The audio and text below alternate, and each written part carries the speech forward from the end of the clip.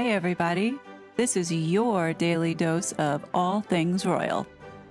Welcome back, my gorgeous good-looking friends. Don't be fooled by the propaganda. The people of New York do not like Meghan and Harry. Trust this native New Yorker. I want to bring this list to your attention so we understand the landscape here in this part of the country. New York especially has been dominated by the liberal left major media outlets such as CBS Viacom, NBC, ABC, papers such as the New York Times, magazines like Vanity Fair, Vogue, People, the traditional places where Meghan pushes her propaganda. In the newspaper world, the New York Times, the paper that published that fiction about the losses we share and the alleged miscarriage, New York has other widely distributed papers such as the New York Post, Wall Street Journal, and Barron's. In this top 10, please notice that for the most part, the news is fixated on the financial and business world.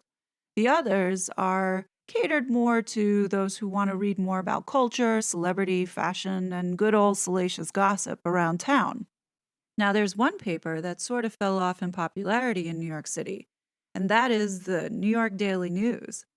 Growing up, I remember the New York Post and the Daily News constantly competing for the tabloid dominance. Enter into the digitization world, and newspapers just started folding, and the death of print was a real threat.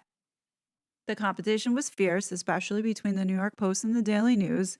However, the New York Post, being owned by Rupert Murdoch, had figured out a way to get that salacious, sleazy tabloid journalism into the hands of those that started to digitize, such as using their computers or their phones to read the news.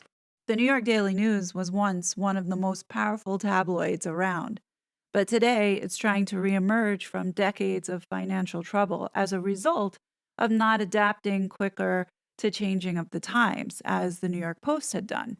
Recently, they've shifted their strategy to focus more on local stories. However, there has been an uptick in articles that they are writing about the royals, especially Meghan Markle. It appears to me that the Daily News is back and taking the New York Post on again in competition. And I am here for it because that's what we need.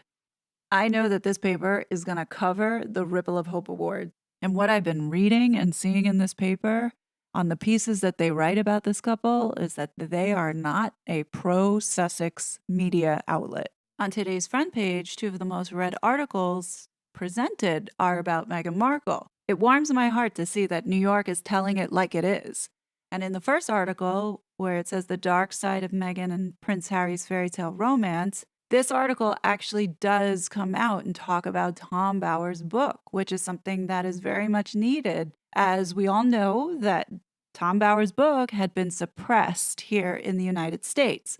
The first article, written by Jacqueline Cutler, kicks off saying, "It was like a bad fairy tale, the princes and the peeved." The tale of Meghan Markle and Prince Harry started as a storybook romance, but somewhere along the way, it dissolved into testy arguments and family feuds. Tom Bower's revenge goes into the ugly details.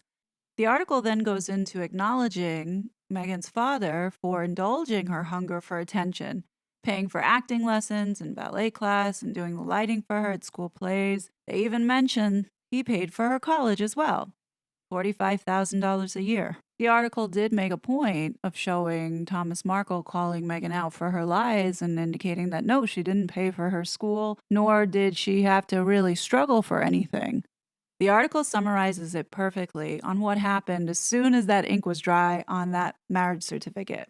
It says, "The wedding itself was a success, but what came next? Traditionally, this was the point at which the new bride would be expected to take a step back and assume a supporting role. But Markle had always dreamed of being a star. She wanted to handle her publicity and pursue whatever new opportunities, charitable or commercial, arose." Tom Bower really did hit the nail on the head. Meghan was a media junkie who didn't really care about joining the family and becoming a working royal. She really just wanted to get that status so she could take advantage of it and exploit it. That's pretty much what it boils down to. Meghan 100% is an opportunist. Forget about the word ambitious. She is merciless when it comes to climbing over people to get what she wants. I'm really looking forward to the additional chapters that are supposed to be coming out in the book that's going to be released in the United States. So far, there's been no release date yet, but I'm assuming Tom Bower's waiting for just the right moment to release it, possibly maybe after Harry's book drops. Who knows? But I bet it's going to be good. And the other piece that was mentioned today in the Daily News was talking about Meghan being a tad bit upset over the fact that she has no access to jewels.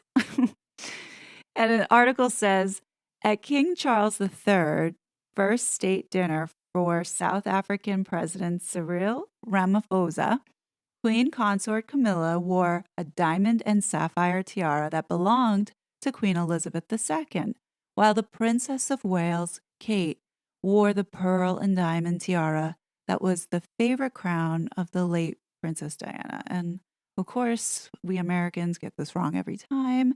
It's Diana, Princess of Wales. Markle is said to feel left out. Boo-hoo. Meghan is still Duchess of Sussex, but has no right to borrow the royal tiaras and gems the way her rivals do. All Meghan has is a pair of modest pearl and diamond earrings that Queen Elizabeth gave her. With the royal coronation coming up on May 6th, there's no word on whether Prince Harry will buy Meghan new jewels from the $20 million he got for his new book, Spare, and the additional $100 million he reportedly got for his Netflix deal, including a documentary about their love story set to be released on December 8th. This next part is such a burn. It says, Meghan didn't make the cut when the prestigious diamond company Leviev unveiled its new Empress's collection. The two-piece set includes two unique diamond rings. The first, a 6.4-carat emerald-shaped yellow diamond worth $440,000 inspired by Camilla, Queen Consort, plus a marquee-cut 8-carat stone valued at $328,000 for the future queen called the Kate. Wow. Quoted from the CEO of Leviev Group USA, it says, these women have captivated the world's attention with their dedication and reverence to the crown, qualities embodied in the two empresses. While Leviev didn't include Meghan in the collection, there's no word on what she'll wear to the coronation, or even if she'll go. Well, even if she's invited, that's the bigger question. What's really funny is when you look at the costume jewelry that was given to Meghan for free to model on her TIG blog, when you compare that with precious stones and designs that were inspired by those wonderful ladies, you realize how tacky and cheap Meghan Markle is. When you think about it, it's kind of sad that the most expensive jewelry that she has in her possession is 1, a blood diamond from another man, 2, a bracelet that she got from her ex-husband, 3, a watch she bought herself, and the obligatory engagement ring in which we all know that she was not satisfied with. I guarantee you that Meghan did not see herself come full circle back to where she started from, which is like so crazy to me when you look at everything that she was given and how she messed it up so badly because she was so selfish and so self-centered. But then again, you reap what you sow, and this is what we're seeing play out now. The comeuppance is happening right as we speak, and nobody's going to feel sorry for this couple, considering they had it all and they chose to throw it away because they were greedy. All I can say is sucks to be you, Meghan. In my opinion, I think New York is gonna roast these two when they come to town for this award ceremony. Personally, I think there's a lot of tension going on right now in Montecito. Harry doesn't want to go to this because he knows if he shows up, that pretty much is the point of no return back to the family. Essentially, he has turned his back on his country and everything that he stands for by supporting this nonsense of the royal family, his family, being racist. I'm still with the belief that Harry's not going to go. Even though the damage has been done, he's not going to show his face and subject himself to additional criticism. And with that being said, if Harry doesn't go, definitely Meghan won't go. because she will not want to go by herself, as she knows that the majority of the criticism is about her. In the event that they do end up coming to New York, I guarantee that the media is not going to be so favorable this time around. Between the New York Post and the Daily News, they're going to have a field day with these two. Listen, the true native New Yorkers, we see through Harry and Meghan and we find them irritatingly annoying. What do you guys think? I know we're all exhausted from it, but at the same time, it's like a train wreck that's about to happen and we can't look away because we know that it's going to flip upside down in any moment. And we want to see justice. We want to see for all the lies and all the manipulation that this woman gets called out. We know that it's not going to stop her, but the most important thing is going to stop others from believing the garbage. We could care less what she thinks at this point. I've come to the realization that nothing that I do or say is going to impact the way she thinks or behaves. That's never going to change. And that we all have to accept that that's the truth. But what we can do is affect the way others think. And if you see somebody going down the path of believing this garbage that they keep pushing out, sway them the other way. This is what we have to do, is to continue to keep pressing the awareness. Because the moment the money and opportunities dry out, then that sucks the oxygen away from her getting any more attention than she deserves. And that's technically what needs to happen. There is no reasoning with this one. There's no having a sensible conversation and any sort of reflection. This type of personality doesn't care about anybody else but herself and does not think that she's in the wrong, does not think that she is a bad person. And we cannot change the way that she sees that. Someone who lacks empathy and someone who is that ruthless is not going to care about what everybody else thinks because everybody else is wrong. Everybody else is at fault.